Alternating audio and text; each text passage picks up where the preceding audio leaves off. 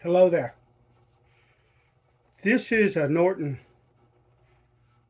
Coarse and Fine. It has a fine India side and a coarse crystalline side, or silicon carbide and aluminum oxide. This is a fairly old Farberware chef's knife. Now, most of you, if you are a viewer of this channel, know that I broke my hand, or I broke a bone in this hand. But I am the cook in the house. If there is no one else in the house that can do it. So, a little bit of dust. I use usually French-made Sabatier knives in my kitchen. But because I only have one hand, I can't steal the knife or anything like that. And so I know that the edge is going to suffer if I use those blades. So I chose something less expensive and less complicated. This is just a simple stamped steel knife.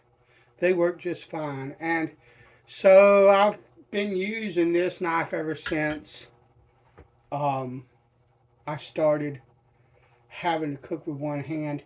And I have refreshed it on chromium oxide on a pasted strop. That's something I probably won't repeat here because it's difficult to do, and more than that, it's difficult to clean the edge off with one hand, and I don't want to introduce that into the food.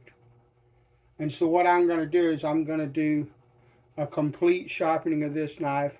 I'm going to bring a wire edge up. In previous videos, you've seen me do just a basic refresh on knives where I didn't worry about trying to find a wire edge and stuff like that. And I could do that here, but because I can't strap it, I want it as sharp as I can possibly get it, and so I'm going to work toward a burr on this stone.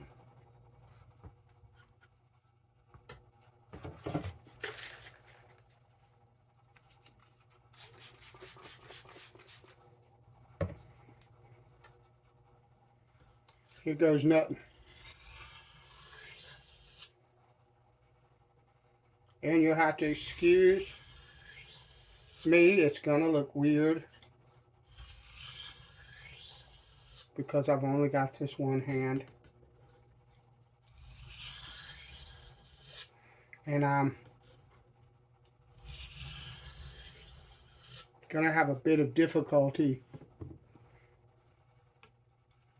working on maintaining the bevel angle.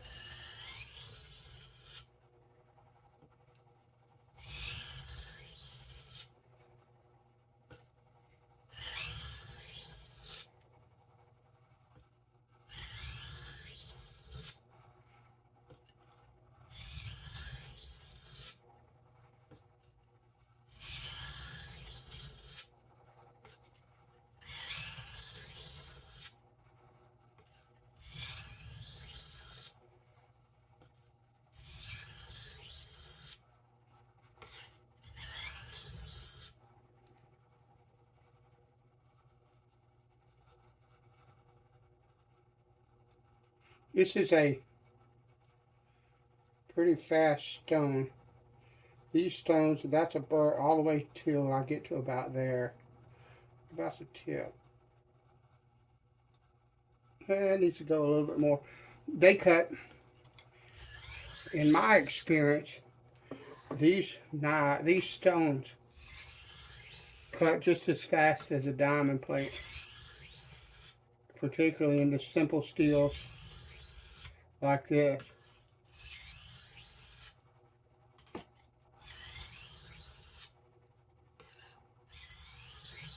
That's why I went to this stone.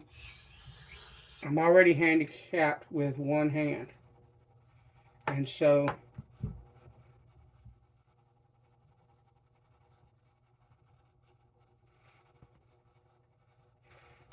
it doesn't make any sense for me to spend too much time.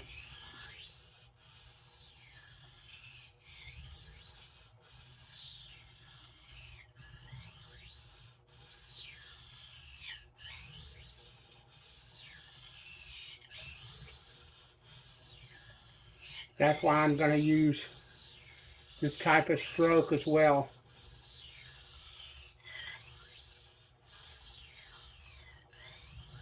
Because I'm not playing around. I'm not gonna spend beautiful 20 years on this stone.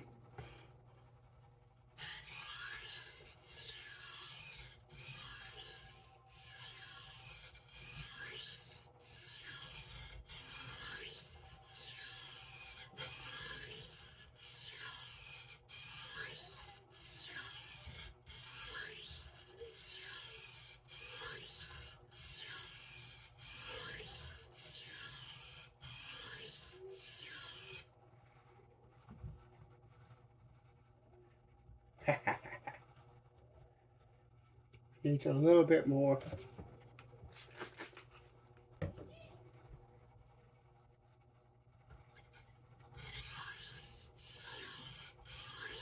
I do use techniques like this,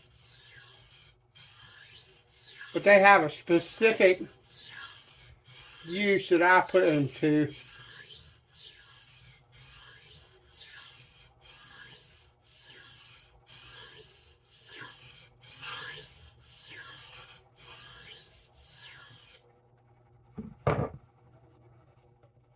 Lovely.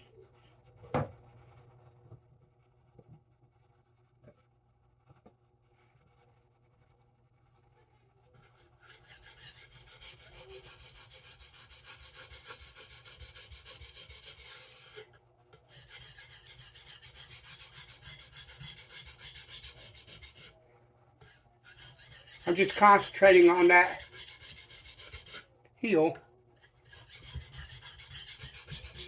because it's missing the burr there.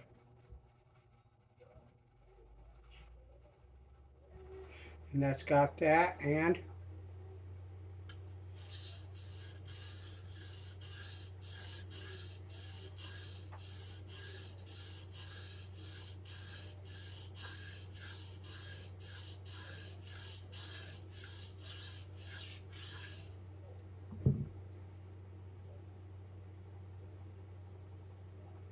that's got that. So what you just saw me do, what I'm going to do now is do some strokes that I'll blend those two together. What I'm doing is, once again, I've got one hand. I'm not trying to mess around and have an hour-long video. I mean, if it does end up being an hour long, that's okay, but I'm trying not to create one of those. And, oh, that's lovely. So what I'm doing is I'm using techniques that are faster. I didn't say better. Most of the time in modern language, faster is always better because everybody's in such a hurry now. I do not believe that is superior to single strokes. I think single strokes are more exact, they're more refined. They have more of a possibility of using finesse and drawing the finest edge out on the specific stone that you have, that kind of deal. There's a place for all of the different techniques, and I use them where I think they work the best. And understand, this is what I think. I'm not speaking for anybody else or saying anybody's doing anything wrong. This is what I do, and it's my approach. So now what I need to do is turn that burr until it comes off of this knife. And for that, I'm going to go to the fine side and use no pressure.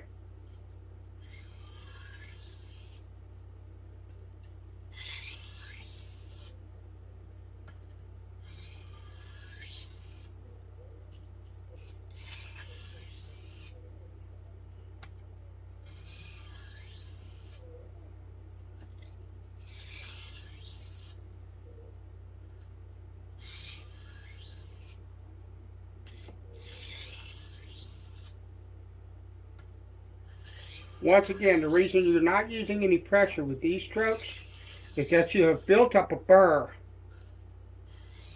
And then you turn that burr over to the other side.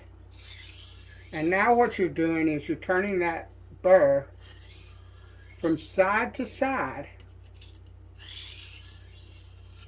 until it's gone off of, until it worries itself off of the edge of this knife. If you use pressure, what you're going to do is just simply continue to create a burr. And so you want light strokes, alternating strokes until you get that off of the knife. That's the purpose of it.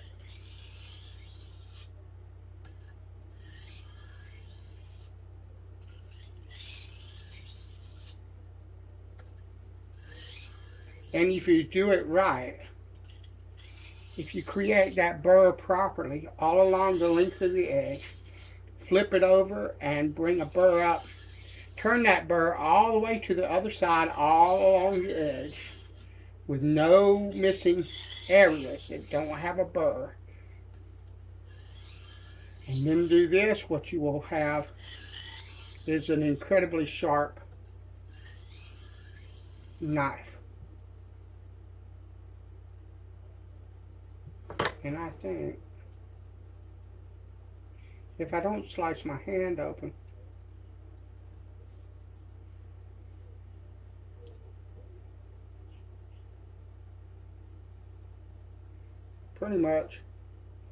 pretty sure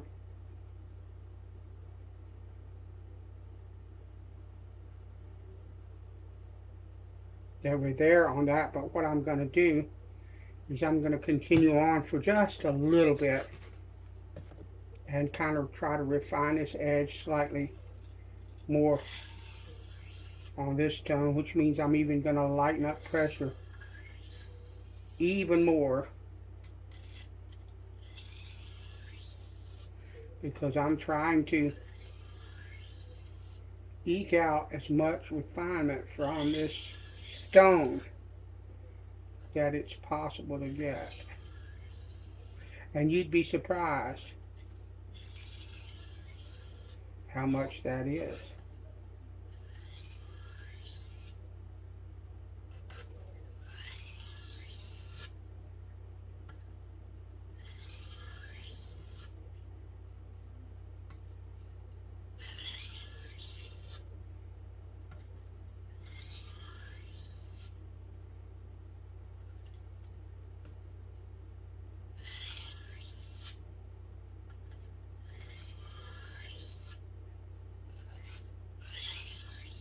All right.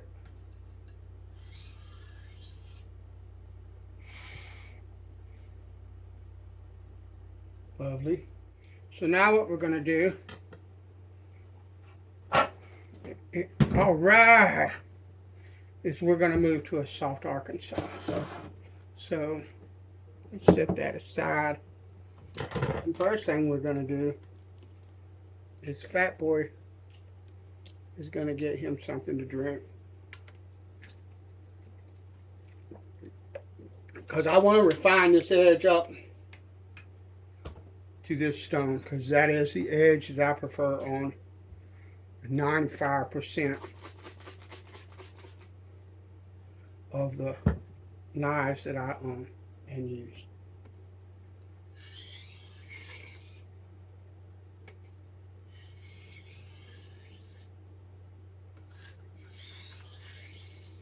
No pressure. Not looking for a burr. Not trying to sharpen. What I'm doing now is refining the edge, refining the apex, the sharp, the part of this blade that actually does the cutting. Period.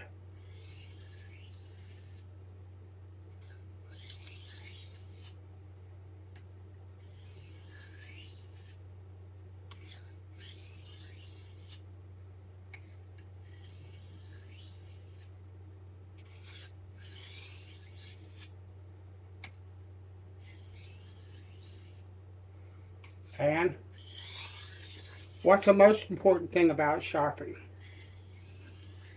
There are two, and they go hand in hand. It's how you present this edge each time to the stone and having the patience to do it right. Period. There's no secret other than that. You can sharpen with almost any technique you can think of.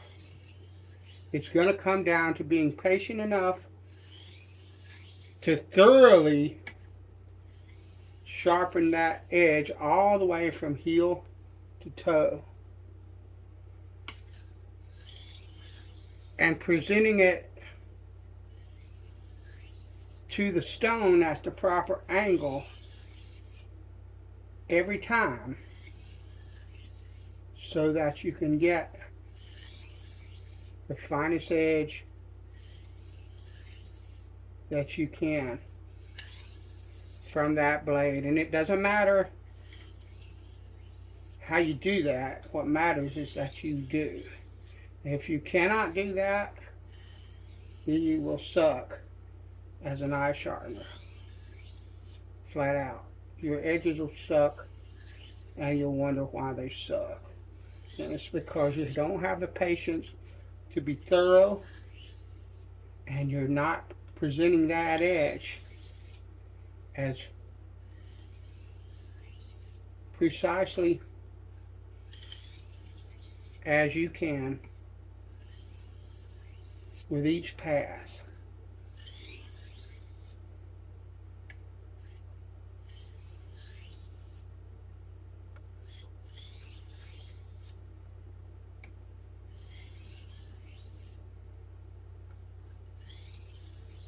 Alright, I'm going to call that good, because I know that it is. And that this edge will do every bloom thing I ask it to without any issues whatsoever. That's the sharpening. I appreciate you coming along, and I'll talk to you later.